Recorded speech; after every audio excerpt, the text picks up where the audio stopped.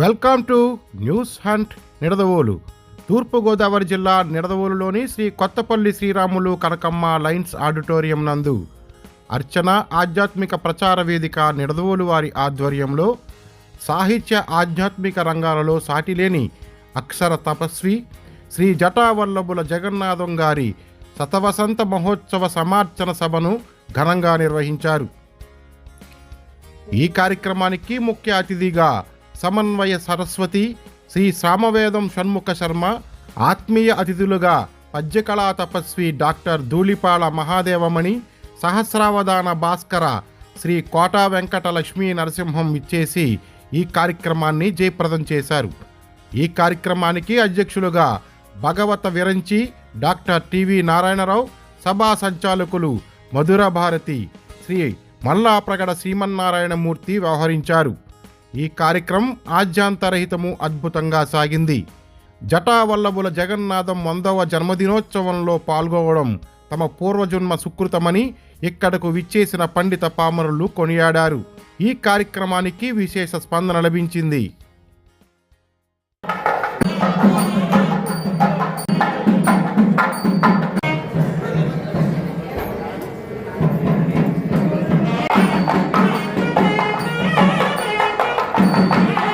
పూర్ణమై భావాతీతమునై దివా నిశల సువ్యక్తమునై జీవరాజీవం వికసింపజేయుటకు సజ్జీభూత సూర్యాంశువై ధీరి విద్యా విభవములెల్ల జననీ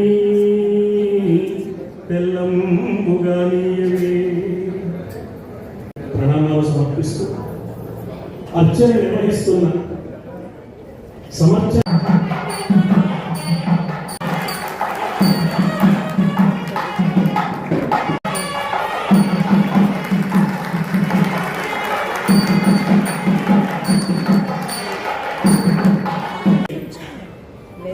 ఏమి వాళ్ళు ఆలోచించడానికి ఒక సమావేశం ఏర్పాటు చేసుకోవాలనుకున్నారు. ఆ సమావేశ మందిరం ఎక్కడాన్ని బాగా ఆలోచించి ఋషిపీఠాన్ని బ్రహ్మశ్రీ సామవేదం షణ్ముఖ శర్మ గారి అంతరంగ పీఠాన్ని తమకు వేదికగా వారు నిర్వహిస్తున్నారు.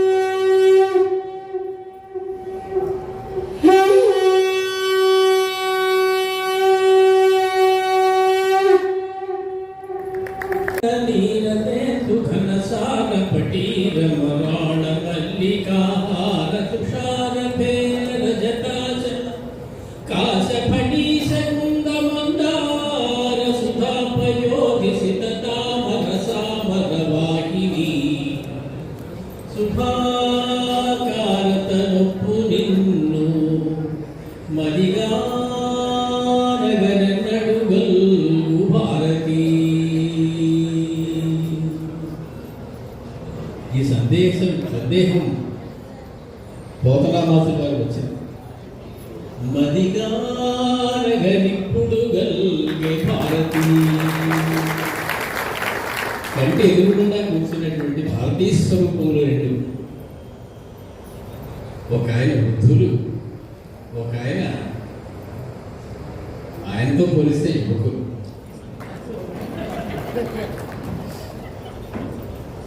రామచంద్రమూర్తి శివధనుస్సుని భంగం చేశారు. సీతమ్మనిచ్చి పెళ్లి చేస్తామయ్యా అన్నారు. వల్ల కాదు, నేను చేసుకోను అన్నారు. అనసూయాదేవి ఇలా ఒక్కరుకుంటూ అడిగింది, ఏమటా నీకేం తక్కువటా, వాళ్ళు అలవాటు చేసుకోవడానికి మనం ఆలోచించాలి కానీ అన్నాడు. సీతమ్మ చెప్పింది, చేసుకుంటా అన్నాడు కానీ వాళ్ళ నాన్నగారి ముందు ఒప్పుకోవాలట అన్నారు. సరే, వెంటనే దూతలు పంపించారు జనక మహారాజు గారు. వెళ్ళిన వాళ్ళు ఎవరిని చూశారు అంటే వృద్ధం దశరథం రూపం అంటారు వాల్మీకి మహర్షి. వృద్ధుడిని చూశారయ్యా. వృద్ధుడు అంటే ఎవరు అనేటువంటిది అద్భుతమైనటువంటి వ్యాఖ్యానం చేస్తారు. ఎవరిని చూడగానే లేచి నిలబడి చేతులెత్తి నమస్కరించాలి అనిపిస్తుందో అతడు వృద్ధుడు. ఒక్కసారి అందరూ లేచి నిలబడి వారి నమస్కారం చేయాలి.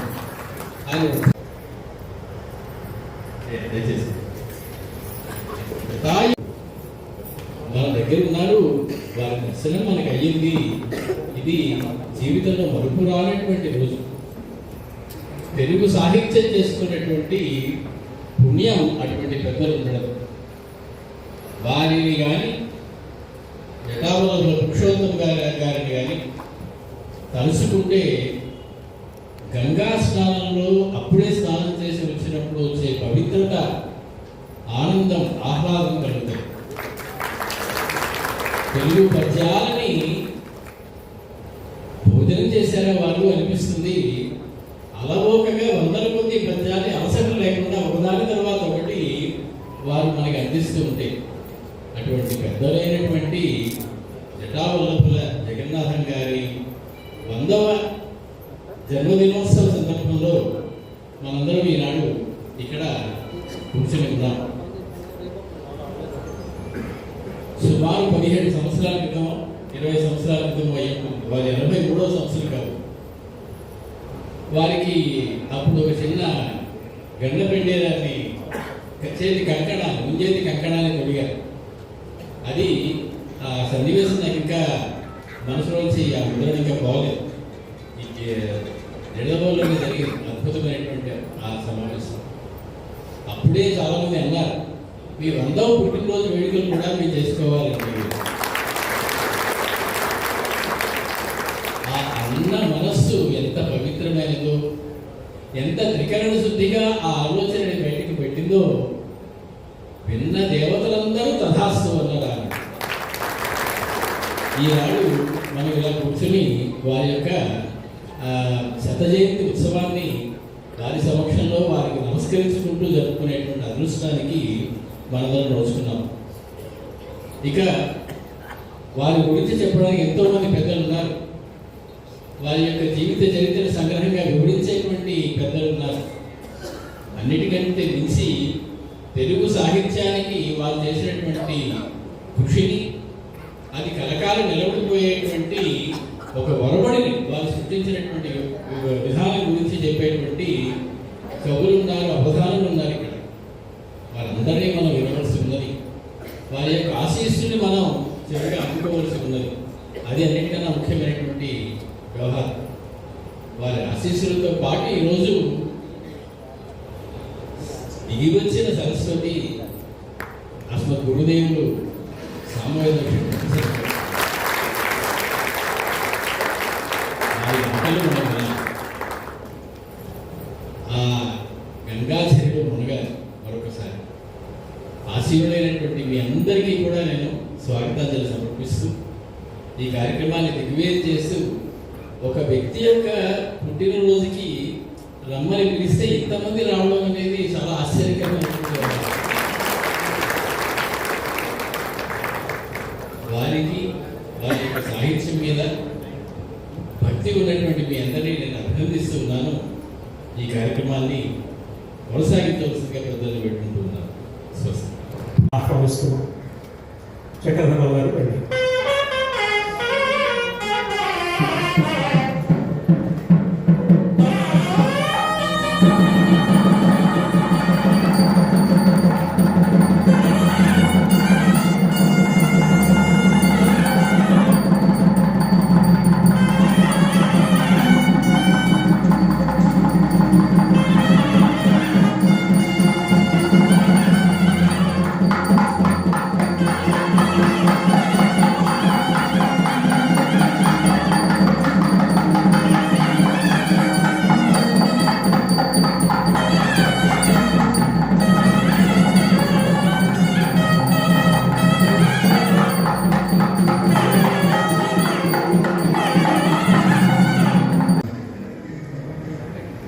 ఆశు కవిత ప్రవాహంతో ఏమాత్రము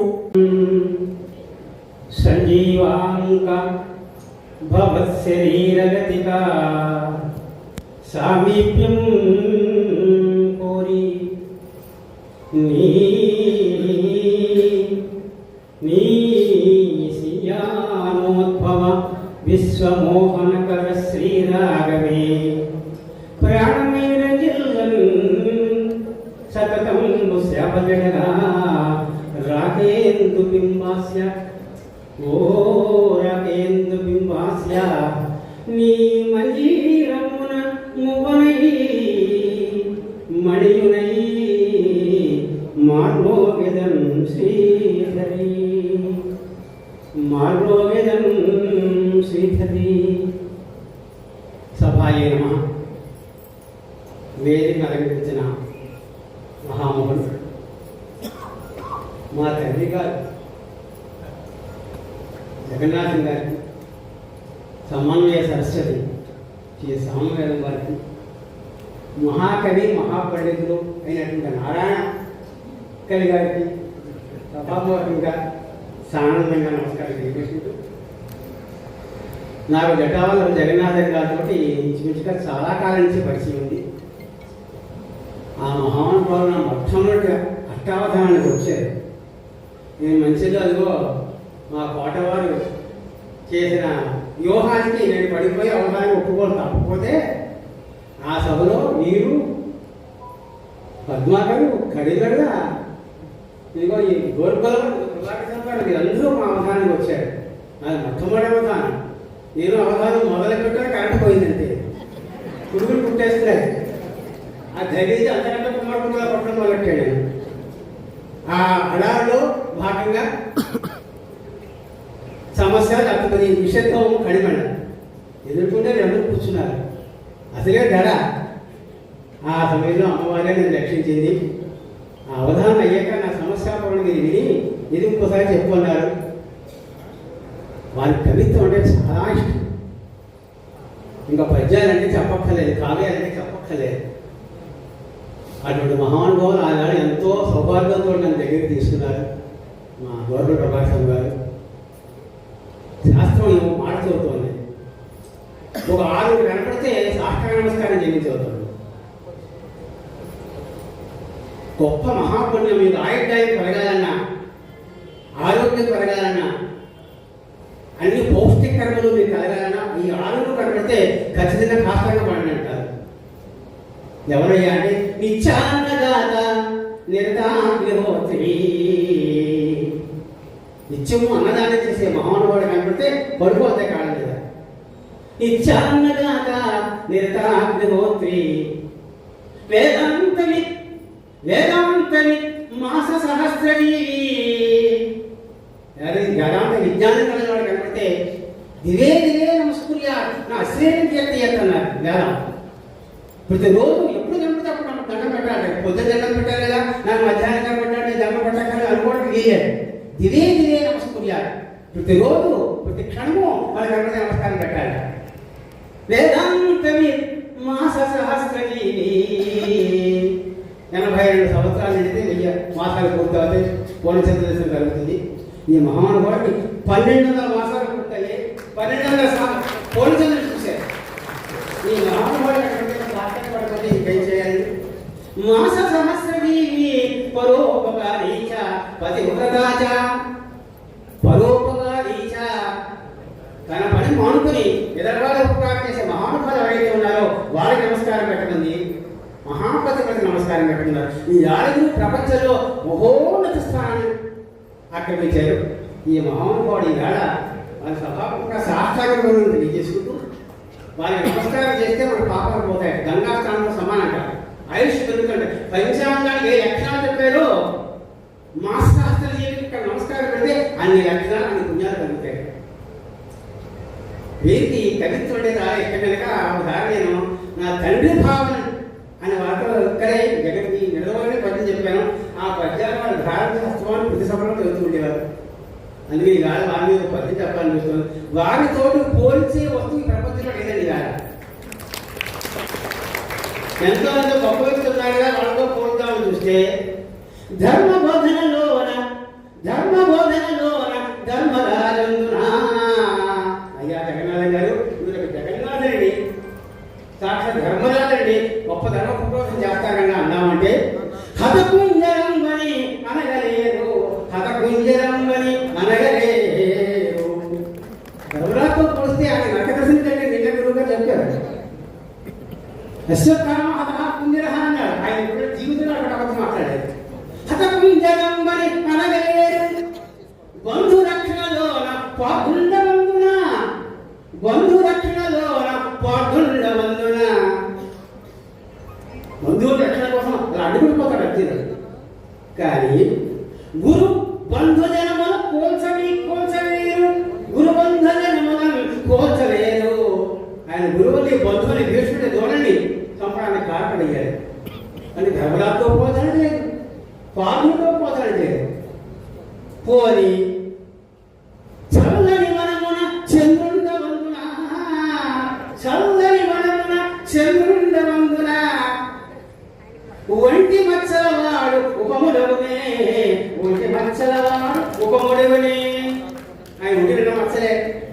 ఏ మచ్చలని ఈ చంద్రుడితో ఆ ఒంటి నిండా మచ్చగా చంద్రుడితో పోతున్నటువంటి కనుక అది రాహుల్ లేదు. ఒంటి మచ్చలవాడు ఉపముడవునే. కొన్ని సూర్యుడితో పోడుదామంటే సౌర్య తేజపుంజ సూర్యుండవందున, సుగుణ పూజ తేజపుంజ సూర్యుండవందున. రాత్రి వెలుగై నీకు రవి సముండే, రాత్రి వెలుగై నీకు రవి సముండే. ఆయన పడవపడే మీరు ఇక్కడైనా పడగలుగుతారు, అక్కడైనా పడగలుగుతారు. అమెరికాలో ఇలా రాత్రి పొగలు మిగుతూనే ఉంటాయి. సూర్యుడితో పోతుంది లేదు. ఎలాగా ఎవరితో పోల్చంగా నెవరితరము, ఎవరితో పోల్చంగా నెవరితరము. పొలికే లేని పండిత పూస మీరు, పొలికే లేని పండిత పూస మీరు. నైముది ఓ జగన్నాథవర్య వందనీయాగ్ని నీకున వందనములు, వందనీయాగ్ని నీకున వందనములు. అపారమైన ధారణ, ప్రేమ, అంతులేని ఆత్మీయత. చందమామలో మత్స ఉండి పోతడం అవకాశం ఎలా కుదురుతుంది అన్నారు మహాదేవుడి గారు. మత్సునకైనా మత్సలేని మహనీయమైన మనస్తత్వం జగన్నాథం గారి. వారి మనస్తత్వ మహనీయతను, వారి వ్యక్తిత్వ విశిష్టతను సంక్షిప్త సుందరంగా, సమగ్ర భావ బంధురంగా అందించిన డాక్టర్ మహాదేవుడి గారికి ధన్యవాదాలు తెలియజేస్తూ నేటి కార్యక్రమంలో పండిత వంశంలో నుంచి వచ్చారు జగన్నాథం గారు. పితావల్లభ పురుషోత్తం గారి పేరు తెలియని దేశస్థులు లేరు. మరి ఆ వంశం నుంచి వచ్చారు. వారి తండ్రి గారు, జగన్నాథం గారి తండ్రి గారు వేద సంప్రదాయానికి సంబంధించిన కుటుంబంలో ఆత్రేయపురంలో పుట్టారు. మరి అక్కడి నుంచి వారు తూర్పు పశ్చిమ గోదావరి జిల్లాల్లో ఎన్నో ప్రదేశాల్లో విద్యాభ్యాసం కానీ ఉద్యోగ ధర్మ నిర్వహణ కానీ చేస్తూ వచ్చారు. ఇంత అద్భుతంగా ఆశువుగా ఇన్ని పద్యాలు చెప్పే జగన్నాథం గారు ముచ్చట కాడిగిన మాట మా నాన్నగారు రాసిన కావ్యాన్ని గురించి మాట్లాడాలని మీ అందరి సమక్షంలో ఉన్నారు. ఎంత ఆశ్చర్యకరమైన విషయం, ఎంత పితృభక్తి, ఎంత ఆత్మీయతా భావం. మానవ జీవితంలో మానవుడు ఎంత గొప్పవాడైనా మొట్టమొదట గుర్తించవలసింది, గౌరవించవలసింది తండ్రిని, తల్లిని అని. మాతృదేవోభవ, పితృదేవోభవ, ఆచార్య దేవోభవ, వారి గురువులను వారు స్మరించుకున్న తీరు, వారి శిష్యుల పట్ల వారు అపారమైన వాత్సల్యం కురిపించే తీరు వారి సంభాషణలో, వారి ప్రసంగాల్లో తరచుగా వింటే అనిపిస్తుంది, నేను నా అదృష్టవశాన ఎందరో సద్గురువుల దగ్గర శిష్యత్వం చేశాను, నా అదృష్టవశాన ఎందరో సత్శిష్యులకు గురువునయ్యారని చెప్పిన కవితోక్తి ఈ విషయంలో యథార్థం. వారు ఆత్మదర్పణం చూశాను నేను. నిజంగా ఆత్మదర్పణమే. గురువుల గురించి ఎంత భక్తితో చెప్పారో శిష్యుల పట్ల అంత వాత్సల్యంతోనూ వారు అందులో తెలియచేశారు. మరి గురు పరంపర అలా వచ్చినప్పుడు మాత్రమే ఈ ధార్మిక వైభవం కొనసాగడానికి అవకాశం ఉంటుంది. కాబట్టి ఇలాంటి మహనీయులను మనం సత్కరించుకోవడం అంటే ఆ రూపంలో వాగ్దేవిని ఆరాధించుకోవడం మాత్రం. మరి ఆ వంశం నుంచి వచ్చినప్పుడు ఆ పరంపర అలాగే కొనసాగుతూ వస్తున్నది. వారి పౌత్రులు ఉన్నారు జగన్నాయకులు గారు. వారు జగన్నాథ గారి ఒక పద్యాన్ని వేదిక మీద ఆలపించిన తర్వాత కార్యక్రమం ముందుకు సాగుతాం. సభాయంగా వేదికను అలంకరించిన మా తాతగారు అందరూ అంటూ ఉంటారు, కానీ ఆయన నాకు గురుస్వరూపం. రాఘవ పాండవ్యం, హరిశ్చంద్ర నలోపాఖ్యానం, రఘువంశం 9 సర్గలు, కుమార సంభవం 4వ సర్గ ప్రస్తుతం నాకు నడుస్తుంది. ప్రతిరోజు వారు నాకు పాఠం చెప్తుంది. కాబట్టి నా గురుదేవులకి వారు రచించినటువంటి రామలింగేశ్వర స్వామి వారి యొక్క శతకంలో ఒక సంస్కృత పద్యము, ఒక తెలుగు పద్యము మీ అందరి ముందు ఇలా వినిపించడానికి అవకాశం దొరకడమే నా పూర్వజన్మ సుకృతంగా భావిస్తున్నాను. శ్రీయంచు కీర్తింప చిరకాల పాపముల్ పోవంగదలచుచు ప్రోగుపడును, రాయంచు భాషింప కాయము విడనాడి పైకి నిశ్శేషమై పారిపోవు, మయనుచు మాతృవ మనకి కచోటు లేదను కొంచు ఎదటెనో అనగియుండి, లింగాంచని పల్క కంగారు చెందుచు దూర దూరంబుగా తొలగిచను, ఈ శయన కల్పు నరునగమిష్ట మిట్టుల అక్షరాక్షర దురితాపహారమైన నీదు ఘనతను తెలియ నాకేది శక్తి, రామలింగేశ్వర స్వామి ప్రేమమూర్తి. శ్రీధం భ్రమపదాబ్దమిత్య విహితం తత్వార్థ విభ్రిః సదా, పాపాభీల మహాటవీహుతమహం కారుణ్యవారాన్నిధిం, భక్తానందకరం సువేద్యమను సంవేదాంత మార్గేణ తం భక్త్యా నిశ్చలయా నమామి వరదం శ్రీరామలింగేశ్వరం. ధన్యవాదాలు. చూసి వేళ భక్తులను వేళకోళంగా మాట్లాడుతున్నాం. సాహిత్యవేత్తలను చూసి వందే గురు పదద్వంద్వభవాన్మాది సగోచరం రక్త శుక్ల ప్రభావిశ్రమతక్యం త్రైపురం మనః అవిద్యానామంతస్తిమిరవిహిరద్వీపనగరీ జడానాం చైతన్యస్తవకమకరందస్మృతిహరీ దరిద్రాణాం చింతామణిపురకా జన్మజలతో నిమగ్నానాం తంష్ట్రా మురరిపవరాహస్య భవతి. సభకు నమస్కారం. మాన్య మహోదయులు శతవర్షాలు తమ జీవన చంద్రికలతో మనకందరికీ ఆహ్లాదాన్ని కలిగించిన మాన్య మహోదయులు జగన్నాథం గారికి నమస్కారం చేసుకుంటున్నాను. వరుసగా నిర్విఘ్నంగా మహాభారత ప్రవచన మహాత్వరాన్ని పూర్తి చేసుకుని అవభూత స్నానం చేసి వారి పవిత్రుని ప్రపంచాన్ని పవిత్రీకరించినటువంటి గురుదేవుడు స్వామివారి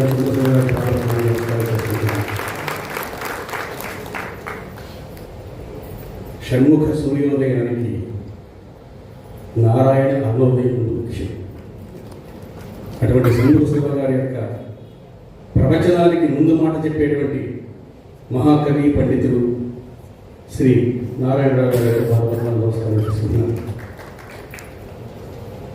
అర్చన అనే ఒక సంస్థని ప్రారంభించి ప్రపంచమంతా కూడా భగవద్ అర్చన కోసం పురికెలిపిన మహనీయులు కృష్ణమూర్తి గారు, మిగిలిన పెద్దలందరికీ కూడా పేరు పేరున ఆధారిత అర్చన చేసుకుంటున్నాను. కార్యక్రమాన్ని శోభావహంగా, ముదావహంగా, ఆనందకందాలంగా నిర్వహిస్తున్న మహనీయులు నా ప్రాణమిత్రుడు శ్రీమన్నారాయణ గారికి నమస్కారపూర్వకమైన ఆత్మీయతను తెలియజేసుకుంటున్నాను. 2-3 పద్యాలు చదివి ఈ విధంగా సెలవు తీసుకుంటాను. నేను కఠినంగా పద్యాలు రాయడం చేత కాదు. నాకు చిన్న చిన్న మాటలతో మాత్రం పద్యాలు రాయగలను. అంచేత కొండంత దేవుడికి కొండంత భక్తి చేయలేను కాబట్టి చిన్న చిన్న మాటలతో 2-3 పద్యాలు చెప్పడం కోసం ప్రయత్నం చేస్తాను. శ్రీదేవి హృదయాబ్జపీఠిని సమాశ్లిష్టంబుగా చేసి, శ్రీదేవి హృదయాబ్జపీఠిని సమాశ్లిష్టంబుగా చేసి, ఆ భూదేవిన్ కనుసన్నలను తలుపుచున్ మోదము చేకూర్చి, శ్రీ యాదోనాథ సుతా కడత్తుడు సమాప్యాయంగు చూపించి, ఆ నాదాతీతుడు వెంకటేశుడు జగన్నాథాభిమంద్రోసుతన్ స్తవనీయంబకు జీవనంబున ప్రశాంతత్వము నిందార సంభవమౌ గౌరవముల్ గ్రహించి విషయ వ్యాపారముల్ మాని ఈ భువిలో మౌనిక సాగినారు. హృదయము స్నిగ్ధమై పొల్చు ఆ నవనీతం ఉన్న కన్న మిందయకు జగన్నాథ నమో వాకముల్. మీకు భూష మృదువో భాషణ మీకు భూష, జగమే మన్నించు పూజించు మీ పదపద్మములు నిష్ఠతోడ, కవితా వ్యాసంగమే భక్తిగా కదలాడను ఋషితుల్య మీరు శృతి వ్యాఖ్యానించు అవ్వేళ చిన్నదిగా సాగును మీ ప్రబోధము, జగన్నాథ నమో వాకముల్. హృదయాహ్లాదము కూర్చు సంగతులతో ఖేలా పదబ్జాలతో పదిలంబౌ ప్రియ మీ ప్రసంగం దివ్యకాంతి శోభిల్లగా, ఎదలను మీదకు ముద్ర హత్తుకొనగా ఎక్కాలను నిల్చు శాంతదయాపూర్ణ నమస్సుమమ్ములు జగన్నాథ నమో వాకముల్. కదలాడం కరుణాబ్ధి కన్నుల జగత్ కళ్యాణ విస్ఫూర్తితో, మృదు భాషలు వెదయించు శాంకరి హృది మేలైన భావాలు సముదము కూర్చుచు యోగివర్య, తమకు పూబాటగా సాగు శాంతతము జీవన నిచ్చలు జగన్నాథ నమో.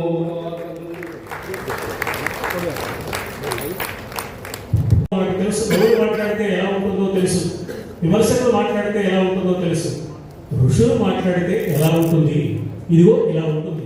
నేటి ముఖ్య అతిథి తమ హృదయాన్ని ఋషిపీఠంగా చేసుకున్న మాన్య మహోదయులు సమన్వయ సరస్వతి గురుదేవుల చేతనే సమన్వయ సరస్వతి అనిపించుకోగలిగిన అదృష్టశాలి సద్గురు శివానందమూర్తి గారి నిర్దేశకత్వంలో ఈ జాతికి ఏమి కావాలో దాన్ని అందించడానికి తనను తాను అంకితం చేసుకున్న మహనీయులు శ్రీ షణ్ముఖ శర్మ గారికి ముఖ్య అతిథిగా రావడం ఆనందదాయకమైన అంశం. చెప్పవచ్చునో లేదో కానీ ధైర్యం చేసి చెబుతున్నాను, షణ్ముఖ శర్మ గారిని ఈ కార్యక్రమంలో ముఖ్య అతిథిగా పిలవాలనే ధైర్యం చేయలేదు మా కృష్ణమూర్తి గారు. జరుగుతున్న కార్యక్రమాన్ని గురించి తెలిసి జగన్నాథన్ గారి పట్ల ఉండే అపారమైన ప్రేమతో భక్తితో షణ్ముఖ శర్మ గారు స్వచ్ఛందంగా తమకు తాముగా ఈ కార్యక్రమానికి రావాలని నిశ్చయించే భగవంతుడే స్వయంగా వరం ఇవ్వడం లాంటిది. ఆ వరం వాక్కుగా మారితే ఎలా ఉంటుంది? ఇదిగో ఇలా ఉంటుంది. షణ్ముఖ శర్మ గారి అనుగ్రహ భాషణం, ధార్మిక సందేశం.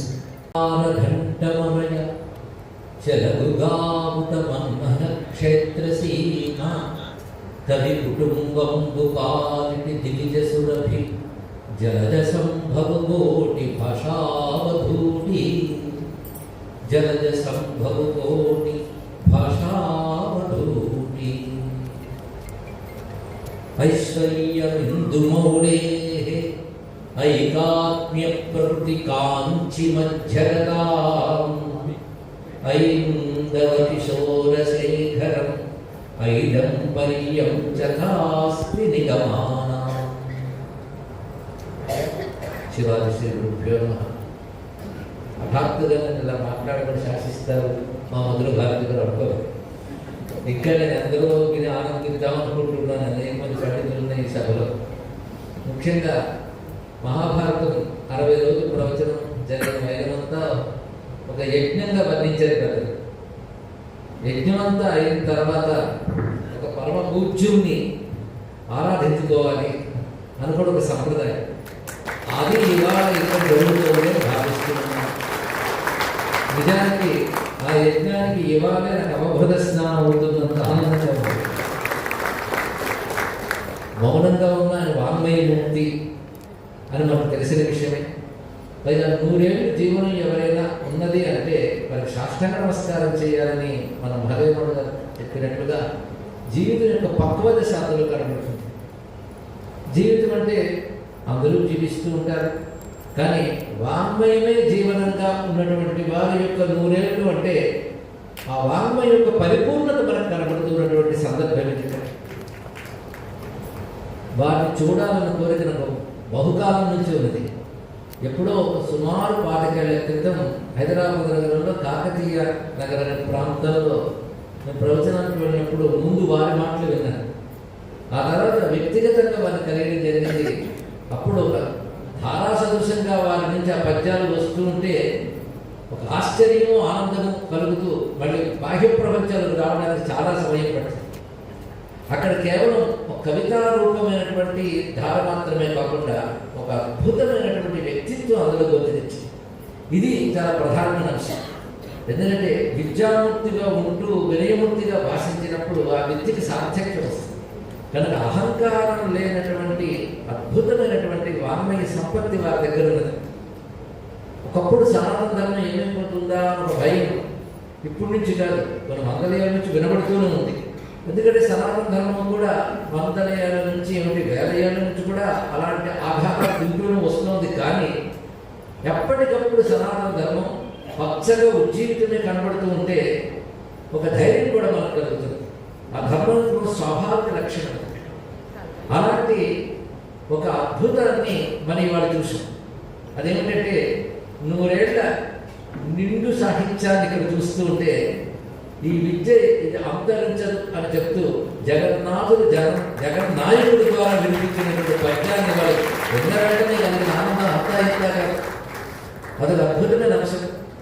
అదేవిధంగా విశ్వనాథ్ గారు ఒక జోడు చెప్పినట్టు గాంఘోష సరసీజ గర్భ కుహరాగ్రస్యంది వాగ్బిందు భృంగి వంగ తరంగ గానహరి రీతులు ప్రసంగించు మన సంగీతం లోపలని శ్రీహర్షుడు అంటారు. విశ్వనాథ్ గారు చెప్పారు. అలాంటి గొప్ప సంగీతం ఏదైనా ఉందంటే అది వారి యొక్క పద్య పఠనంలో కనబడుతుంటుంది. పైగా కొన్ని మాటలు వారు వినడం అనేది జరిగినది. అందులో కనబడుతున్న ప్రధాన అంశం ఏంటంటే కేవలం ఒక అద్భుతమైన పద్యాన్ని ఆవిష్కరించడమే కాకుండా కొన్ని వందల ఏళ్ల తెలుగు పద్యాన్ని అలవోకగా అవలేలుగా నోటంట పలిగించినటువంటి ప్రతిభ మాత్రమే కాకుండా తాను అద్భుతంగా పద్యరచన చేసినటువంటి పైన ఒకవైపు అయితే మన ప్రతి మాటలోనూ మన ప్రతి పద్యంలో కూడా భారతీయ సనాతన ధర్మమే ప్రధానమైన స్రోతస్సుగా వస్తున్నది. ఇది గమనించవలసిన అవసరం. అందుకే పద్య కవిత్వాన్ని ఇంకా లేకుండా చేస్తాం, చందో బందోబస్తులన్నీ చట్పట్టుకుని తెచ్చి మనకు విప్లవ కవి అన్నప్పటికీ కూడా ఇప్పటికీ కవిత్వంగా మిగిలింది కేవలం చందోబద్ధమైన సాహిత్యమే స్పష్టమవుతుంది. ఒకవైపు దాన్ని లేకుండా చేయాలని చెప్పి ఆధునిక పద్ధతుల్లో రకరకాల వాదాలని సాహిత్యానికి అంటగట్టి అవే విశ్వవిద్యాలయాల్లో కోర్సులుగా పెట్టి చదివిస్తున్నటువంటి రోజుల్లో కూడా సామాన్యుడు కూడా తెలుగు కవిత్వాన్ని ఆస్వాదిస్తున్నాడు అంటే కేవలం పద్య రూపంలో ఉన్నదాన్ని పట్టుకుంటున్నారో మనకు తెలుస్తుంది. లేకపోతే ఈ రోజు ఇక్కడ ఈ సభలో ఇంతమంది ఒక మహాపండితులు ఒక కవిని సత్కరించుకోవడానికి వచ్చారు అంటే అది తెలుగు సాహిత్యం యొక్క లేదా మనదైన పద్య విద్య యొక్క శాశ్వతత్వాన్ని చెప్తున్నది అని భావించారు. అంతేకాకుండా ఛందస్సుకు శక్తి ఉన్నది.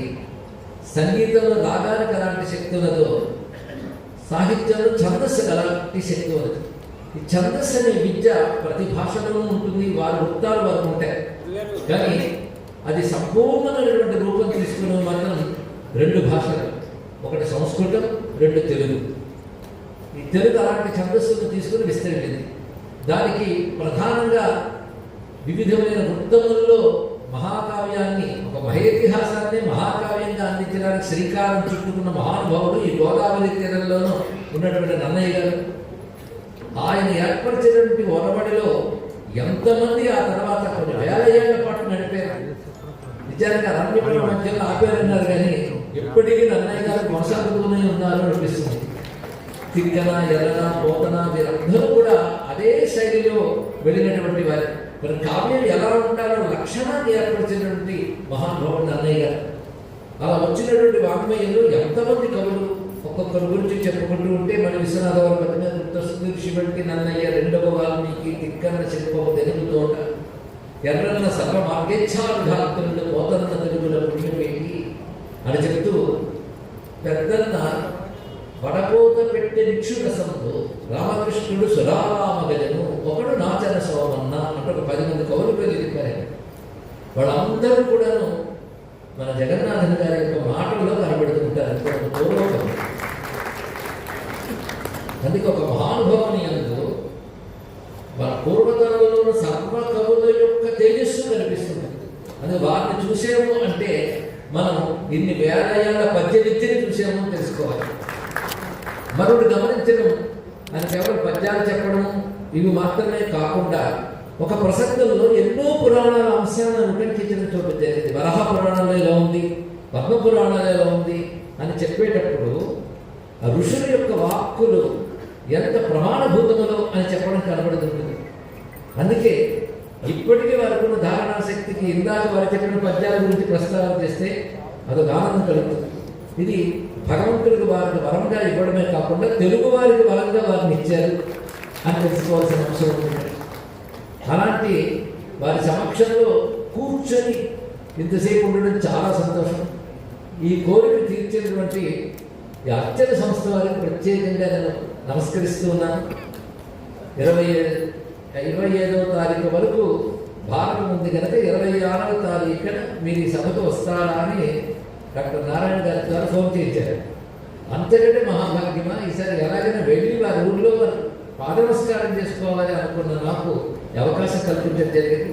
ఇక్కడున్న అనేక మంది పెద్దలు తర్వాత దీన్ని సామాజిక మాధ్యమాల ద్వారా చూసేవారు కూడా ఉంటారు కనుక వాళ్ళ విజ్ఞప్తి ఏంటంటే వీరు చెప్పిన మాటలు ఇప్పుడు మనకు అందిస్తూ ఉన్నారు. అంతేకాకుండా వీరు వాంగ్మయాన్ని కూడా వివిధ గ్రంథాల రూపాల్లో విస్తారం పరిచి తెలుగు వారికి అందేలా చేయాలి, వాటిని అధ్యయనం చేయాలి. ఇప్పుడు మనకు అధ్యయనం చేయవలసిన 2 అంశాలు ఉన్నాయి. వారి సాహిత్యం ఒకటి, వారి జీవితం. 100 ఏళ్ల జీవితం అంటే సామాన్యం కాదు. విశ్వనాథ అంటే కవితారూప తపస్సు చేసేదని శ్రీకంఠ అన్నారు. వారి తపస్సు ఏమిటా తపస్సు అంటే కవిత్వమే తపస్సుగా ఉన్నటువంటి వారు. అంటే కవిత్వాన్ని సంగీతాన్ని తపస్సుగా తీసుకోవడం అనేటువంటిది కేవలం భారతీయ సనాతన ధర్మంలో మాత్రమే కుదురుతుంది. అంతేగాని కవిత్వాన్ని సంగీతాన్ని కేవలం కళగా భావించడం కాకుండా ఒక తపస్సుగా, ఒక ముక్తికి సాధనమైన యోగంగా భావించడం చాలా విశేషమైన అంశం. అందుకే మన దగ్గర ప్రాచీన పద్య విద్య గురించి మాట్లాడినప్పుడు బాగా మనకు స్ఫురించేది వెనకాలన్న హర్షవాంగ్మయమే. అందులో సందేహం లేదు. వేదములు, పురాణములు ఇత్యాదిగా విస్తరించినటువంటి ఏ ఋషుల యొక్క ప్రబోధన ఉన్నదో ఆ ప్రబోధనే మన తెలుగు పద్యానికి కూడా ఆయువు పట్టు. ఈ పద్యాలకు అదే ప్రసరిస్తూ ఉంటుంది. అందుకే పద్యం విన్నా, పద్యం అన్నా కూడా ఒక యోగం చేసేటటువంటి అనుభవం లేదా ఫలితం లభిస్తుందన్నలో ఏమి సందేహం లేదండి. ఛందస్సుకున్నటువంటి శక్తి అది. అందుకే విశ్వనాథ్ వారు అక్కడ మాట చెప్తారు, మహాకావ్యాన్ని రచించగలిగే భాషలు రెండే రెండు, ఒకటి సంస్కృతం, రెండవది తెలుగు అని చెప్పారు. ఆ శక్తి ఎలా ఉన్నది అనేది ఒకసారి చూస్తే మనకే తెలుస్తుంది. అందుకు అజరామరత్వం అనేటటువంటిది తెలుగు కవిత్వానికి లభించింది అంటే ఋషికల్పు లేని మహానుభావులు ఈ భాషను పుట్టడం చేతనే. అందుకే అటువైపు ఆ సంస్కృత వాంగ్మయాన్ని మథనం చేసి ఇటువైపు ఈ తెలుగు వాంగ్మయాన్నంతటి కూడా మథనం చేయడం చేత ఆ రెండింటినీ కలుపుతూ వాటి హృదయమైన హర్షహృదయాన్ని ఆయన ఇంతవరకు తన వాక్కులతోనూ తన సాహిత్యంతోనూ అందిస్తూనే ఉన్నారు. అది తర్వాత తరానికి గొప్ప స్ఫూర్తి కూడా కలిగిస్తున్నది. అలా అందుకుంటున్న వాళ్ళు ఉన్నారని కూడా మనకు తెలుస్తుంది. నాటి వాళ్ళు కలిగిన సంకల్పం ఏంటంటే వారి సాహిత్యాన్ని బాగా అధ్యయనం చేయాలి, ఆస్వాదించాలి అనే ఒక నిర్ణయం ఈ రోజు కలిగింది. అదే వారు నిర్ణయించుకుంటున్నారు. ఇక్కడ కేవలం వారి దగ్గర కూర్చుని ఇంతమంది పెద్దలు మాట్లాడుతుంటే విని ఆస్వాదిస్తూ ఆనందిద్దాం అనుకున్నాను. అలా ఆనందిస్తుంటే మధ్యలో ఒక అవాంతరంగా భావించి ఏమైనా నా వైపు నుంచి ఈ వాక్యాన్ని ఆ వాంగ్మయ తపస్సుకి సమర్పణ చేసుకుంటూ వారి ఆశీస్సును నిరంతరం అభ్యర్థిస్తూ వారి పోకడలో మాట్లాడి ఈ సనాతన ధర్మానికి ఆ ఆర్షభారతికి ఆరాధన చేసుకోవాలని కోరుకుంటూ పునః పునః వారి ఆశీర్వచనాలను అభ్యర్థిస్తూ స్వస్తి. పద్య విద్యా వైభవాన్ని ప్రస్తావించారు. ఆర్ష ధర్మాన్ని గురించి వ్యక్తీకరించాడు. వారు ఆర్ష ధర్మోపన్యాసం చేశారు. అంతేకాదు సంస్కృతాంధ్ర సాహిత్యాల ప్రత్యేకతను ఉద్ఘాటించారు. ఇవన్నీ కలిసి విశ్వనాథ గారు చెప్పిన ప్రాచీన కవులు 10 మంది వారి గళంలో ఉన్నారు. జగన్నాథ గారి గురించి చెప్పారు. ఎన్ని విషయాలు ఎంత సంక్షిప్త సమయంలో షణ్ముఖ శర్మ గారు మనవి చేశారో చూస్తే ఋషులు ఇంత సంక్షిప్తంగా మాట్లాడతారు కదా, ఇంత సరసంగా మాట్లాడతారు కదా, ఇంత సహజంగా మాట్లాడతారు కదా, ఇంత అందంగా మాట్లాడతారు కదా, ఇంత హృదయంగా మాట్లాడతారు కదా, గుండె తలుపు తట్టి ఉద్దిష్ట భావాన్ని అంతరంగాల్లో ప్రవేశపెట్టే పద్ధతిలో మాట్లాడతారు కదా అని దివ్య ఆనంద పారవశ్యాన్ని మనందరికీ కలిగించిన షణ్ముఖ శర్మ గారికి సాగిలపడి నమస్కరిస్తూ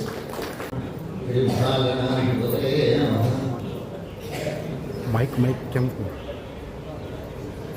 ఒక పద్యం ఉంది. కుందనముక్క అమ్మ వలకి నచ్చ అందమైంది, బంగారాన్ని పరిమళ వచ్చింది. బంగారం ఉంటుంది కానీ విలువైంది కానీ పరిమళ మనం చూడడం.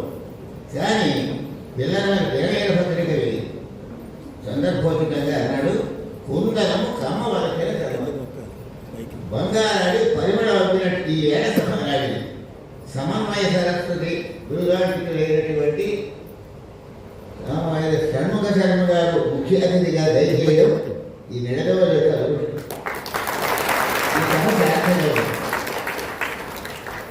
ముఖ్య అతిథి. తదుపరి వచ్చిన మిత్రులంతా కూడా గురిపాడ మహాదేవుడు కొలిచిన తండ్రి భావాన్ని అయ్యే ఒకప్పుడు. అలాగే మహాదేవి వాక్కు సార్థకమవుతుంది. తెలుగు నుంచి వచ్చినటువంటి కోట లక్ష్మీనరసింహం గారు పద్యం రాశారు 10 సంవత్సరాల క్రితం. నాని త్ర్యంబకుడి శతాయు అని సార్థకమై ఇది నిజమైంది. వంటి వాక్యం రెక్కవోనే అన్నాడు కదా, ఆ రెక్కవోకుండా ఆ పద్యంలో ఆశీర్వాదం మరి త్ర్యంబకుడు ఇచ్చుగా ఒక శతాయువు మీకు అనామయం మొదలు. శ్రీమన్నారాయణ గారు అంగేసిన చెయ్యని ఎన్నో విధంగా రిసర్చ్ చేశారు. ఎంత సువర్ణ కంకణ మహోత్సవం ఒకటి చేశారు. మొట్టమొదటి అత్యవసర వారితో నాకు అనుబంధం ఏమిటంటే ఐఎస్ కృష్ణమూర్తి గారు ఒకప్పుడు నా దగ్గరికి వచ్చి అయ్యా శ్రీరామనవమి ఉత్సవాలు చేస్తున్నాం రామనగర్లో, మీరు వచ్చి సంగతి ఇవ్వండి చేశారు. తదుపరి అత్యంత సంస్థలు వ్యవస్థాపకులు అయ్యారు. ఆయన వల్ల ఐఎస్ కృష్ణమూర్తి గారి కారణంగా ఈ సంస్థకి ఆ సంస్థ యొక్క ప్రభావం మనంతా కలుపుకోవడం. విద్యార్థులు వారి పట్ల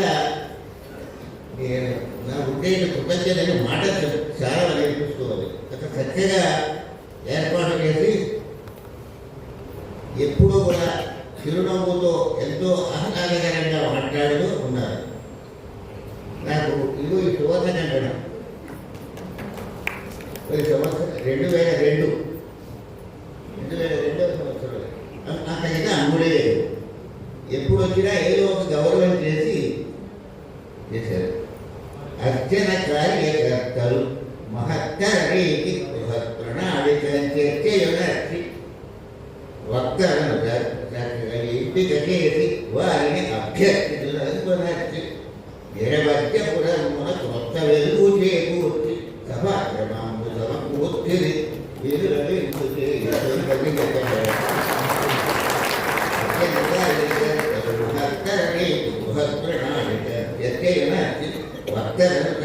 ఎంపిక చేసి వారిని అభ్యర్థితులకు కొనర్చి నిరవధ్యపురమున కొత్త వెళ్ళి నిరమూలన పేరు స్టేడియంలో లేకుండా నిరవధ్యపురం ఉంటే బాగుంటుంది. నేను మాట్లాడారు కొవ్వూరు గోవూరు అన్నారు, అలాగే నిరవధ్యపురం అన్నారు. అప్పుడే భారతీయ సంస్కృతిని మనం గౌరవించడం అవుతుంది. భారతీయ సంస్కృతిని గౌరవించడంలో మా పెంతండ్రి గారి చదువుపాంతరి పురుషోత్తం గారంటే నా సాక్షాత్తుగా పెంచండి. ఆయన ఆర్ష విద్యాభూషణుడు, ప్రథమ ఆర్ష విద్యాభూషణుడు ఆయన అయితే, రెండవ ఆర్ష విద్యాభూషణుడు. అమ్మనే ఏమైనా సరస్వతి ప్రభావం అని గురువారని చెప్పారు. చాలా అద్భుతమైన విషయాలు వచ్చేది. వారి ఉపన్యాసం మనం వదిలిపెట్టాం. అందుచేతనే ఆర్ష సంస్కృతి నిలబడ కోసం భగవంతుడు ఇలాంటి వాడే ఆత్మ సుజామ్యం అని చెప్పడంలో తాత్పర్యం లేదు. కనుక ఇటువంటి వారు ఈ సమితి రావడం అనేటటువంటిది నా అదృష్టం. దీంతో జనకాల పరిచయం ఉంది. కానీ ఏంటంటే ఆర్ష సంస్కృతిని ఎప్పుడు కూడా వేదం ప్రమాణంగా చేసుకుని ధర్మశాస్త్రాన్ని వేదశాస్త్ర పురాణ ఇతిహాసాలన్నింటినీ ఆధారంగా చేసుకుని ఉంటుంది వారి ప్రసంగం. అదే ఇప్పుడు కావాల్సినటువంటి అటువంటి మహనీయులు ఈ వయస్సులో అంటే శతవృద్ధులు అంటున్నాడు కదా, వారికి ముఖ్యాతిథిగా నా ప్రజలు కూర్చోవడం, వారి ప్రజలు కూర్చోవడం నా అదృష్టం. అదే డాక్టర్ గారు ఆ సువర్ణ కంకణం చేసినప్పుడు ఈ నారాయణరావు గారు అందరూ వచ్చారు. ప్రవచన రాజహం వస్తారు. గురువు ఇచ్చేవారు సరసావధానులు రామకవ్యరథ భారతులు బహుభాగ్యవాధ్యరీరణ ప్రసాదులు అభిరాములు పౌరులు అర్చన మహోత్సవమున పాల్పంచుకొని స్వర్ణ విభూషణుడే ఈ పేర్లు ఎవరు అందులో మాత్రమే ఉన్నాయి.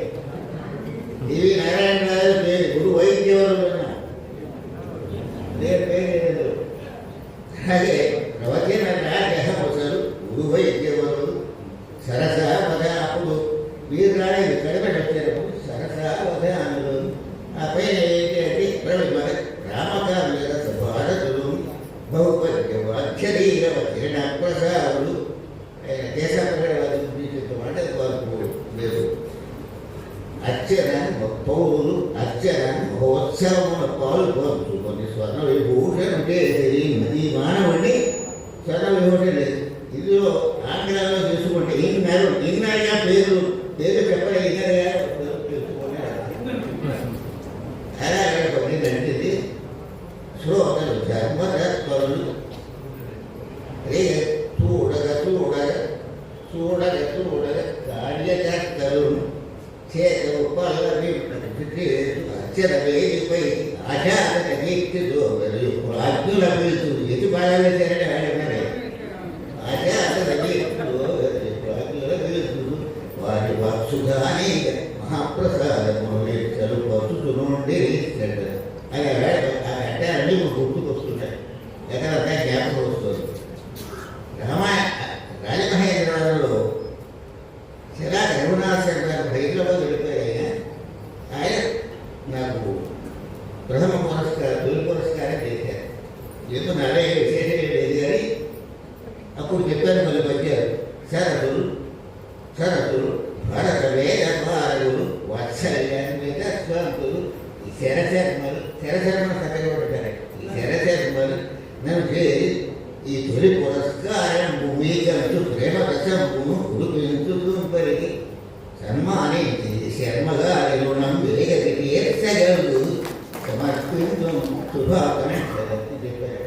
అరుగారు అక్కడ ర్యాంప్ అయిన సరస్సులోని మీరు రుణం వేగతికి అరుగారు ప్రాస వేసి అందంగా ఉంటుందని అలా ఏమని కూడా చంద్రశేఖర్ తెలుసుకోదు. ఆ పైన ఏంటి చాలా చక్కగా జరిగింది రాజమండ్రి. అసలు నా ఉపన్యాస ప్రారంభం రాజమండ్రి. అంటే నేను భాషా ప్రవేశం కొద్ది సమయం కాస్త కోరుతున్నాను. భాషా ప్రవేశం మా తండ్రి గారు మహావిద్వాం పిఠాపురం సూర్యనారాయణ గారిని వసీకుల ప్రస్థానమే భాష్య ప్రపంచ జరుగుతాను. ప్రస్థాన భద్రాచలంలో ఉపాధ్యాయ సంస్కృతాన్ని పండితులుగా ఉండేవారు. ఆ ఉన్నప్పుడు చెప్పారు వేదాంత శ్రీరామశాస్త్రి గారిని ఆయన సభాముఖంగా ఆ తండ్రి గారిని సూర్యనారాయణ శాస్త్రి గారిని వసీకుల ప్రస్థానమే భాష్య ప్రపంచంగా బిరుదుతున్నాను. ఎలా ఉండేది అంటే ఆయన వ్యాసవేద పుస్తకం ఉండేది. మొత్తం అంతా ద్వైతం అద్వైతం విశిష్టాద్వైతం. ఈ విషయంలో మధ్వాచార్యులు ఏమన్నారు, రామానుజులు ఏమన్నారు, శంకరాచార్య అన్నీ చెప్పి అన్నింటికి అద్వైతానికి తాత్పర్యం ఆ మాటలో ముగించుకోవాలి. అక్కడ వయసులో కూడా దిగ్భ్రాంతి చెందిపోయి ఆనందించుకోవాలి. ఇప్పుడు ఎలా ఉందో తెలియదు కానీ అంటే అదే తెలుగులో మంచి కవిత్వం చెప్పారు. ఆ విధంగా పెద్ద పేరు చుట్టూ వయసు 37వ ఏట అయిపోయినా 12వ సంవత్సరంలో విద్రోహయోగం జరిగింది. అప్పుడు మా వెంకటరెడ్డి గారు ఆయన వ్యాధిగ్రస్తులు జీవించాలనే స్థితిలో ఉండగా ఒరే పురుషోత్తం నువ్వే చూడాలి అంటే ఆయన ఎంతో తన కన్న సంతానం మీద కంటే ఎక్కువ ప్రేమ వ్యక్తి కొవ్వూరులో చేసేది ఆంధ్రదేవాడ విద్యాలయంలో తన ప్రిన్సిపాల్గా ఉంటే భాషాపరులని నిర్మించారు. ఆ ప్రకారంగా ఉద్యోగం కూడా తమగా వచ్చింది. 19 ఏళ్ళు ఉద్యోగం వచ్చింటారు. పూర్తిగా ఉద్యోగం చేశారు. జిల్లా అధికారులు వచ్చి విన్నారు చాలామంది. భారత సాహిత్య ఉపన్యాసాలు విని వాడు ఏం చేశారు, అన్ని స్కూళ్ళకి వెళ్ళి ఉపన్యాసాలు సాహిత్య ప్రసంగం చేయవలసింది అన్నారు. సామాన్యంగా హై స్కూల్లో చేసే తెలుగు పండితుడికి అన్ని స్కూళ్ళకి వెళ్ళి చెప్పమంటే అరుదుగా ఉంటుంది. రమేష్ గారిని చాలా రసజ్ఞుడయ్యారు. మిగతా తప్పి ఏంటంటే రాష్ట్రానికి ఎందుకంటే అప్రవృత్తి ఈ సమాసంతో పెద్ద చదివితే అపూర్వమైన ఆనందించి జిల్లా అంతకీ కూడా ఉపన్యాసాలు ఆర్పించారు. ఆ తర్వాత జిల్లా పరిషత్ వారు కూడా జిల్లా పరిషత్ వారు ఇద్దరు కూడా ఇక్కడ పాఠశాలలు వెళ్ళి ప్రతి శనివారం మధ్యాహ్నం ఒక రోజు ఓడి ఇచ్చేసి వస్తారు. ఆయన డ్యూటీ మీద చాలా స్కూళ్ళలో ప్రచారం చేశారు. సాహిత్యంలో భగవంతుడు చూడాలని నా తాత్పర్యం. భగవంతుడు కావాలి, సాహిత్యం ద్వారా రావాలనేటువంటి భావం. అంటే సహితాభావ సాహిత్య హితేన వికసేన ప్రేమాస్పదైన రచన సహితం దైవ సాహిత్యం. ఈ నిర్వచనం ప్రకారంగా భగవద్దర్శన సాహిత్యం ద్వారా జరగాలనే ఉద్దేశం దృష్టి అంటే పరిపూర్ణం నేను సాధించలేదు. అయితే మా వెంకటరెడ్డి గారు మాత్రం చాలా ప్రోత్సహించేవారు. ఆయన ఎక్కడికైనా వెళ్ళడానికి అవకాశం లేకపోతే మా వాళ్ళు నిలబడ్డారు వాళ్ళు తెచ్చేవారు. సాహిత్యం మాట్లాడేవాడిని. అలా విధంగా వ్యాప్తమైన పరిస్థితుల్లో కృష్ణమూర్తి గారి పరిచయం అయ్యాను. ఆ పరిచయం వాళ్ళలో ఈ ఇక్కడ రామనగర్లో శ్రీరామ ఉత్సవానికి వాటికి వచ్చి ఈ రకమైనటువంటి ప్రచారం చేయడానికి కారణం అయిందన్నమాట. అత్యంత అత్యాచార గురించి శ్రోతల గురించి కూడా చెప్పుకున్నాం. రాజమహేంద్ర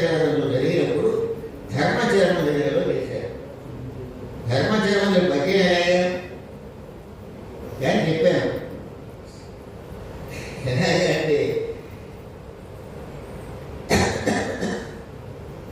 సవరమయ్య సంచిత పుణ్యతం పదవు సవరమయ్య శ్రీలు నాటి సంచిత పుణ్యసం పదకు సవరమయ్య శ్రీలు నాటి ధర్మాంతరమందిరమూరం సమాగతులు జనపాటి నేల నక్కంటే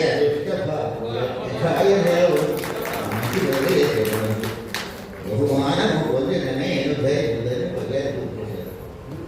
అక్కడ ధర్మజయ జగన్నాథాన్ని వదిలో పట్టదు సామవేదం షణ్ముఖ శర్మగారు ఈజీగా పడుతుంది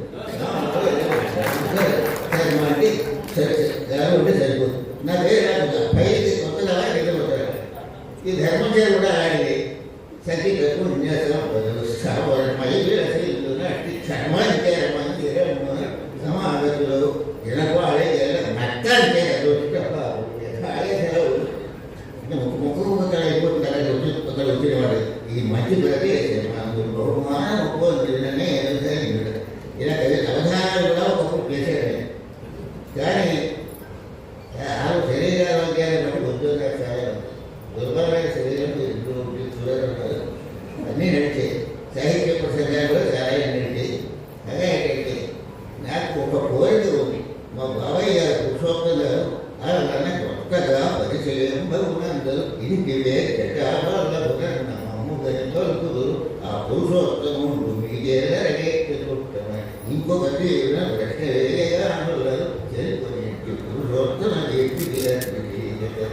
అది ఆయన ఉండగానే సన్మానం జరిగింది ఆ సన్మానంలో చదివారు ఉత్తరం రాశారు అంతర్పద్యాలు అంటే మీ కైతేరణి చదివిన పద్యాలు బాగున్నాయని ఇలా అన్నారని ఉత్తరం రాశారు పురుషోత్తం గారు అదే ఆఖరిలో తన డబ్బులు జరిగింది ఆఖరిగా ఎంతో వాత్సల్యంగా వారు పుట్టిన కారణంగా వారి గురుత్వంలో ఈ మాత్రం మాటలు మాట్లాడేది అలాగే వేరే రామశాస్త్రి గారు ఇంకా పెద్దలు ఇప్పుడు ఉపన్యాసం చెప్పడానికి అభ్యర్థులు అనేది గమనశక్తి తగ్గిపోయింది ముందు రావడం వస్తుంది అది ఏం చేస్తారు కనుక అక్కడ రాజమండ్రిలో రంప శంకర శాస్త్రి అని ఉండేవాడు ఆయన 1955 సంవత్సరంలో ఉత్తర నక్షత్ర చదువులోని ప్రపంచ గురించి మొహమ్మద్ రమణమూర్తి గారు రాస్తే చెప్పండి అప్పుడు మొట్టమొదటి ఉపన్యాసం రాజమండ్రి చివరి ఉపన్యాసం కూడా రాజమండ్రి అప్పటికి కాటకి ఇప్పుడు లేదు అంతేత అప్పుడు చెప్పేటువంటి దాంట్లో డాక్టర్ గారు కూడా అక్కడ ఉన్నారు అది గుర్తు చేస్తే మధుర స్మృతులు ఉంటాయి కదా మంచి అది శ్రవస్థాయిగా ఉంటుందని ఉద్దేశంతో ఇలా చెప్పాను ఏదో నా జీవితం సరే ఇక్కడ ఈ స్థితిలో ఉంది ఏం చేస్తాము అక్షర సంస్థ అన్ని చాలా అభ్యుదయంగా అభివృద్ధిస్తున్నాను ఈ వయసులో చేసిందంటే అక్షరమూర్తి గారి అనారోగ్యము కొంచెం తేడా ఉంటుంది వయస్సును బట్టి వారికి అందరూ సహకరించి నిర్వచనం వారి పెద్దలంతా సహకరిస్తున్నారు ఇంకా సహకరించి ఎన్నడైనా ఆధ్యాత్మిక ప్రసంగాలు జరిగేటటువంటి అవకాశాన్ని కలిగించి ప్రోత్సహించవలసినదిగా మరీ ప్రసంగులని కోరుతున్నాను. ఇది నా కోరిక ముఖ్యంగా ఇంకేంటంటే అర్చన అనే వేరే అర్చన అనేటువంటి ఎక్కడ ఉన్నది 40 దశకుల్లో అడుగుతున్నది శివటము దాసము వందన అర్చనము సేవలు అర్చనము మూలలో ఉంది. నా ఉపన్యాసాల ఉద్దేశం ఏమిటంటే మూల శ్లోకం ఎలా ఉంది దాని తెలుగు పద్యం ఎలా ఉంది ఆ పద్ధతిగానే చేసేవాళ్ళు ఎక్కడ చేసేది అందరూ ఆనందించే శ్రద్ధగానే నడిచిపోయి ఎక్కడ ఏ ప్రతిష్టంలో రాలేదు. సంస్కృతాన్ని మర్చిపోకూడదు. వేద విలాసం శ్లోకం ఎలా ఉందో దాని కవిత్రాలు పెట్టే ఎలా ఉందో అలాగే కోతరాలు పెట్టే ఎలా ఉందో అంటే ఆ అందరిలో విశేషం ఏమిటో ఎందుకలా కోతరాలు ఈ అన్వేషణతోటి నాకు చేత అయినంత కృషి చేశారు. నానే తిరుపతి చేసేందుకు పరిపూర్ణత నాలో ఏమీ లేదు. ఆర్ష సంస్కృత వ్యాప్తం చేయడం కోసమని షణ్ముఖ శర్మగారు చేసేటటువంటి ప్రసంగం ప్రతి అక్షరం కూడా విలువైనటువంటి ప్రతి అక్షరం కూడా విలువైనటువంటి మహానుభావులు ప్రకటన కూర్చోగలగడం చాలా సంతోషంగా ఉంది. సరే మీరందరూ కూడా ఇదంతా చూస్తే ఇది ఏ లోకము ఏ పురాణమో మరి నేరే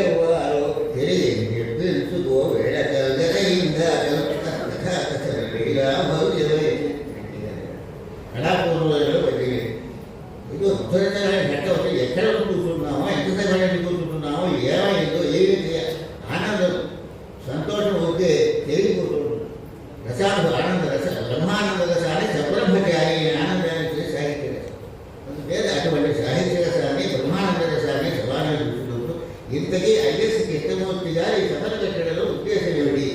ఈ 100 సంవత్సరాలు వచ్చిన తర్వాత ఈ విధంగా ఎందుకు చేయాలి? ఇలాగే అర్థం పడదు. ఐఎస్ కృష్ణమూర్తి గారు, ఐ అంటే సంస్కృతంలో అహం అంటే అర్థం, ఈ సభలో నేను ఇక్కడ కూర్చోబెట్టే 100 సంవత్సరాల్లో అహం బ్రహ్మాస్మి అనుకో, నాకు సందేహం. రెండవది అంటే సోహం బ్రహ్మ. ఎస్ ఉంది కదా, కదా ఎస్ ఉంది. సోహం బ్రహ్మ అని అనుకోకూడదు. చెప్పిన వాడు ఎవరు? కృష్ణ భగవద్గీతలో ఉన్నటువంటి ధర్మాన్ని ఆచరించుకుంటూ బాలమార్చంగా సోహం బ్రహ్మ అని ధరిస్తూ అని నాకు అన్యాపదేశంగా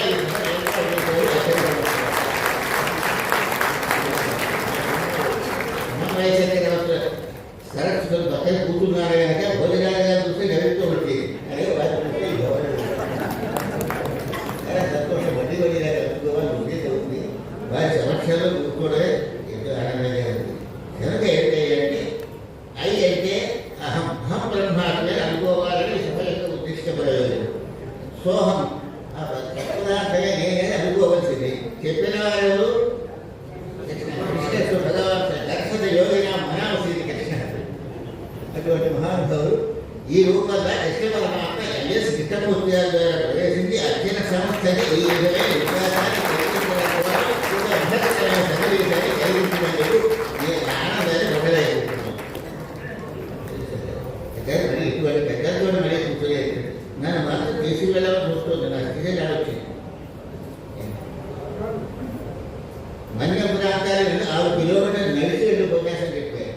కానీ ఏడ నడిచి చేద్దామని ఎవరు చేయలేదు.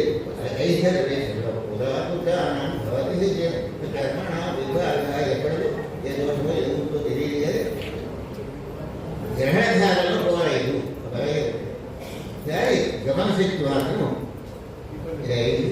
కనుక మనం చేసింది ఏంటంటే ఇలాంటి ఓట్లు పెట్టుకోవచ్చిందని తరచుగా ఏమాత్రం అవకాశం ఉన్నా ఇది వచ్చి మాట్లాడతారు. కానీ ఏర్పాటు ఉంటే ఏర్పాటు చేసుకోవాలి. భాగవతం, రామాయణం, దేవీ భాగవతం ఇలాంటివన్నీ కూడా మంచి మంచి విషయాలు. మా తండ్రి గారు బ్రహ్మసూత్రాలు చెప్పేవారు. అంత చెప్పేసి మాకు సమర్థత నాకు లేదు. అంటే తండ్రి పేదలు ఇద్దరు పైగా ఏదో రామశాస్త్రి గారు, చిత్తూరు రామూర్ శాస్త్రి గారు విద్యావేశంలో గురువులుగా ఉండేవారు. ఆ గురువులు ఎప్పుడు జడం వచ్చేది. అసలు ఎవరు గడికి ఎక్కడ న్యాయం అనేది వృద్ధులకు వస్తాం. ఏం పర్వాలేదు చేస్తాం. చాలా నేర్చబడిపోయేవాడు అప్పట్లో. జడం వచ్చేది. తండ్రి గారు దగ్గర ఉండి దానికి ఎక్కిపోయారు. రాసే గురు కటాక్షం కారణం అందుకే ప్రభాకర గారితో చెప్పారు. 4వ తారీఖు మా వెంకటయ్య గారి యొక్క వారు వెంకటయ్య చెప్పారు. 1906వ సంవత్సరం ఫిబ్రవరి నెల 6వ తారీఖు వారు అయితే ఇప్పుడు 120 అయింది. ప్రభాకర గారు జ్ఞానం చేశారు. 4వ తారీఖు పురుషోత్తం గారి గురించి అక్కడ విద్యావేశంలో నా అనుభవాన్ని గురించి నేను ప్రసంగం చేయడానికి ప్రారంభిస్తున్నాను. అదే తణుకులో కోరుకుంటలో ఉద్యోగం చేశారు మొట్టమొదటి. ఇది ఆ కోరుకుంట వెళ్ళే దారిలోనే వెళ్తున్నారు. జూలై 24లో దారి అక్కడ వెళ్ళగలుగుతున్నాను. దక్షిణ చిన్నకి వెళ్తున్నారు. అప్పుడు వారి ఇంటికి వెళ్ళి వారి ఉంటే ఎవరైనా ఎక్కడో ఉంటే కాదు. అయితే 4వ నా ఉద్దేశం కాదు. చాలా ఏంటంటే అప్పుడు దర్శనం చేసి మా బాబాయ్ వాడు చెప్పారు. శ్రోత్రయ్యాన అడిగి తినాలి. వాడు శ్రోత్రయ్యులు అయ్యా నేను ఇంటికి వస్తున్నాను. విరవట్టలేదు. నేను ఇంటికి వచ్చి ఆలోచించాను. అడిగితే పుణ్యం వస్తుంది. ఆ భక్తి భావంతో నేను వారికి ఎలా ఉన్నాను. అలాగే నారాయణ గారితో కూడా మాట చెప్పారు. అక్కడ వానప్రశాస్త్రం శ్రమించారు. వాటికి చెబుగా ఉండగా భాగవతంలో మాటలు కానీ అది సౌకర్యం మాత్రం తెలియాలి. లేకపోతే అదే నేను చూస్తున్నారు కదా. ఆ ఏర్పాటు అంటే చెప్పడానికి చెప్పడానికి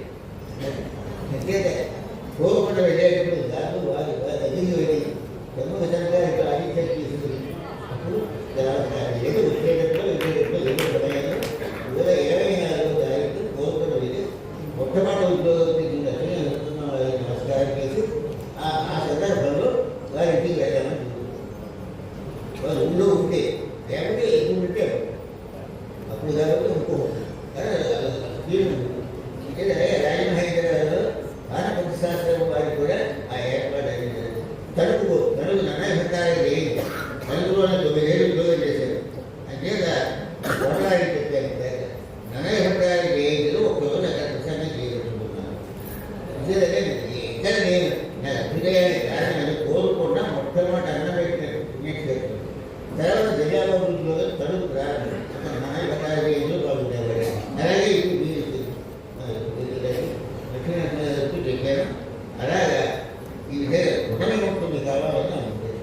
ఎక్కడెక్కడ మనకి విధమైనటువంటి వృత్తివృత్తులు పొందామో ఆ క్షేత్రాన్ని వెళ్ళి సందర్శన చేస్తూ జన్మ ధైర్యం చేసుకోవాలని తాత్పర్యంతో నేను ఈ మాటలు మాట్లాడుతున్నాను. చాలా సంతోషంగా ఉంది. ఈ సంతోషంలో తెల్లారిపోతూ కూడా మాట్లాడడానికి ఇబ్బంది లేదు, చాటకి ఇబ్బంది కానీ కానీ ప్రయాణం చేయాలి. 8 గంటల సభ అయిపోతుంది అన్నారు కృష్ణమూర్తి గారు. 5 నిమిషాలతో 8 గంటలు వారికి ఆటంకం చేయకూడదు. అది అదవుతుంది. 8 వ్యక్తులు పూర్తయిన సభ మీరు ఇంటికి వెళ్ళిపోతున్నారు. చాలా 5 నిమిషాలు ముందుగానే ముగిస్తున్నాం. చాలా సంతోషంగా ఉంది. ఇంత ఆత్మ వెంకటేశ్వరుడు సర్వంకరం శరీరం దర్భాగం పట్టదాట ఈ ప్రాయలు మహాత్ముల యొక్క సన్నిధి సజ్జనులు వారు తత్వదార్థం చెప్తే తత్వాన్ని గురించి ఎలా ఉండిస్తారో వాడే సజ్జనులు అంటారు. అదే కాకుండా ఇంకా సౌజన్య నియామం ప్రసరించవు వారికి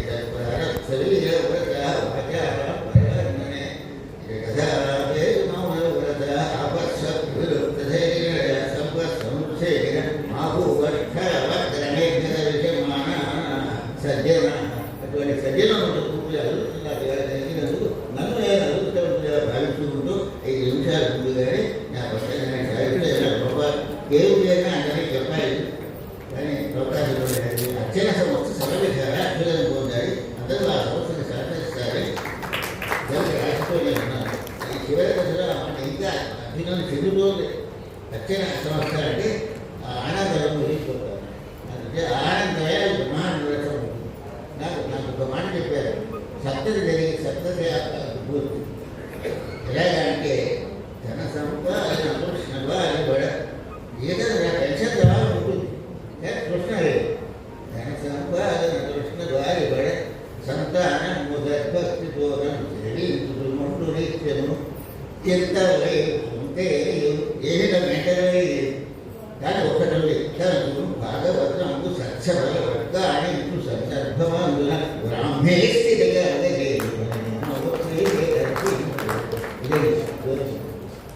భాగవత పక్కన పెట్టుగా చెబుతూ కూడా ఆ సమయంలో బ్రాహ్మీ స్థితి రావాలి. పరీక్ష మహారాజు కరవడం వల్ల పరీక్ష భావం కరవడం సరిపోయేది. భాగవతుడి పదవి దుర్మరణం అవుతుంది అలా చేస్తే. అయితే ఏదేది తక్షణం వచ్చాడు, కాటు వేశాడు. కాటు వేయడం వల్ల పరభాగు చేస్తారు. సంతోషాలను స్పష్టంగా ఆయన బ్రహ్మీ పూర్తి ధరించాడే. ధరించిన ఒకటి కళమని పెట్టాడు. భాగవతం గొప్పదనం అక్కడ తెలుసుకోవాలన్నది. నిజంగా బాబు కరవడం అనేది తెలియకపోతే అప్పుడు ఏమనుకోవాలి మనం? అక్కడికి భాగవతం గొప్పగా ప్రాశస్త్యం ఉండదు. భాగవతం వినకుండా ఉంటే విన్నాడే కనుక ఆయన బ్రాహ్మణ ఆశయుడు విన్నాడు. ఉపాసన ఆశయుడు ఆ వెళ్ళిపోయిన పరమాత్మ స్వరూపంలో కలిగిపోయాడు. మాధవులో నివాస సౌఖ్యాన్ని పొందాడు. ఆ పోయిన తర్వాత గణేవరాన్ని మొట్టగణేవరాన్ని మాత్రమే తక్షణం తెలిసాడు. బ్రహ్మకు భాగవతం తెలిసి పలుకుని ఏదో శాపరాయ పట్టుకోతే కానీ ఏదో మీకు పనిచేస్తే కదా కొడుకున్నట్టు భావించగండి. ఎప్పుడైనా మళ్ళీగా కట్టుకోవడం ఈ సన్మానాలు అదే ఈ విధంగా నాకు అవకాశం ఈ వయస్సులో ఇంతమంది మధ్యలో కూర్చునే భాగ్యం కలిగించిన అక్షర సంస్థ వారికి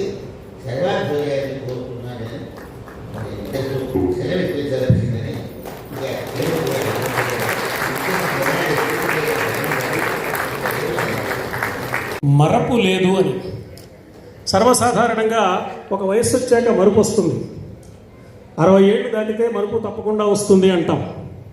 నాకు అనిపిస్తుంది షష్ఠి పూర్తి అంటే 6 పక్కన సున్నాయే కదా, భవిష్యత్ వర్గాలు శూన్యం కావడమే షష్ఠి పూర్తి. 60 కంటే ముందే ఆ పని తపస్సు ద్వారా సాధించిన వారు జగన్నాథం గారు. అందువల్ల వారిలో మరపుకు అవకాశం లేదు. నాబోటి వాడు ఒకటి అన్నట్ట, నాకు చిన్నప్పుడు 2 బహుమతులు వచ్చాయి. ఎందులో వచ్చాయా? మొదటి జ్ఞాపక శక్తిలో బాగానే ఉంది, రెండోది అదే ఎంతకీ గుర్తు రావటం లేదు. అలా కాక దశాబ్దాల క్రితం విన్న పద్యాన్ని మళ్ళీ ధారణ చేసి ఆ కవికే గుర్తు చేయడం అనేది వారు మరపు రాని మహనీయులని, మరపు లేని మహనీయులని ఆ సన్నివేశం నిరూపించింది. ముఖ్యంగా నిండు 100 ఏళ్ళు సార్థకమైన జీవితాన్ని సాధించిన మహనీయులు వారు. చాలా ఎంత ఉత్సాహంగా వారు ఉన్నారు, ఎంత అపారమైన ధారణతో వారు ఉన్నారో చూస్తే ఆశ్చర్యం కలుగుతుంది, ఆనందం కలుగుతుంది. తెలియకుండానే మన చేతులు ముకులించుకుని వారి పాదాలకు నమస్కారం చేస్తాయి. మరి అలాంటి మహనీయులను సత్కరించుకునే అద్భుతమైన అవకాశాన్ని మనం సద్వినియోగం చేసుకున్నాం. చేసుకునే ముందు వారి అంతరంగాన్ని వారు ఆవిష్కరిస్తే విని ఆ తర్వాత విద్వత్ సంవత్సర మహోత్సవాన్ని మనం జరుపుకుందాం. పిఠావల్లభుల జగన్నాథం గారి అభిభాషణం చూసాం. రామచంద్రమూర్తిని గురించి ప్రస్తావిస్తూ పెద్దలు ఒక మాట అన్నారు, అర్ధికామాధిక ప్రద అనే మాట రాముడికి సరిపోతుంది. అలాగే 5 నిమిషాలు ముందుగానే తమ ప్రసంగాన్ని ముగించి అర్ధికామాధిక ప్రద అనే మాట వారు సార్థకం చేశారు. అలాగే చక్కని విశేషాలు చెప్పారు. వారి జీవిత సన్నివేశాలను ఒక్కసారి జ్ఞాపకాల పొరల్లోకి వెళ్ళి వారిని జ్ఞాపకం చేసుకుని మనందరికీ అంతులేని ఆనందాన్ని కలిగించారు. అక్షయనామ సంవత్సరంలో వారు జన్మించారు. 2020 లేత చిరునవ్వుతో ఆశీర్వదించారు. నాకు అనిపిస్తుంది ఈ కార్యక్రమంలో మిగతా విషయాలన్నీ ఎలా ఉన్నా మా కృష్ణమూర్తి గారు ధన్యులయ్యారు అని. పెద్దల ఆశీస్సులు అందుకోగలిగారు. చేస్తున్న కార్యక్రమానికి పెద్దలందరూ మంచి పని చేస్తున్నావు, సమాజ హితమైన పని చేస్తున్నారని వారికి ఆశీస్సులు అందించడం అనేది నిజంగా సర్వసార్థకమయ్యే అద్భుతమైన కార్యక్రమం. అర్చన పేరుతో వారు నిర్వహిస్తున్న కార్యక్రమాలు, శ్రీరామనవమి మహోత్సవాలను వారు నిర్వహిస్తున్న కార్యక్రమాలు కూడా భక్తి శ్రద్ధలతో నిర్వహిస్తున్న కార్యక్రమాలు తప్ప మరొకటి కాదు. అటువంటి అర్చన ముందుగా శ్రీ కృష్ణమూర్తి గారు